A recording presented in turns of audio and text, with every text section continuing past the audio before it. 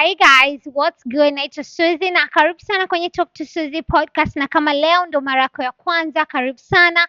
Lakini pia kama unahitaji apartment zinapatikana, tuna apartment Mikocheni, Kinondoni, Sinza, lakini pia tuna nyumba nzima ya vyumba vitano ambayo ni standalone ambayo inapatikana pia Mikocheni, lakini tuna nyumba nzima tena ambayo ina swimming pool ndani, ina garden kubwa, ina parking ya magari kubwa ambayo iko Bahari Beach, ambayo hii tunaifanyaga mostly kwa wale watu ambao wanapenda kufanya party. Kwa hiyo guys, karibuni sana sana sana.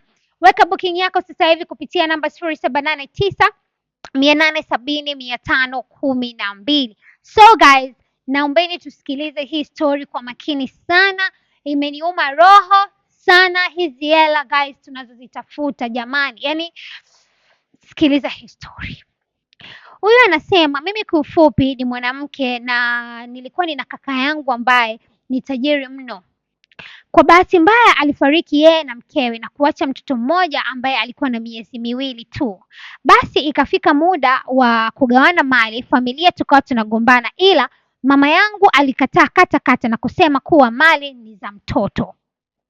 Kwa tamaa zangu nikaanza kuwaza kumuua mtoto wa kaka yangu. Siku hiyo nikaweka sumu kwenye uji wake.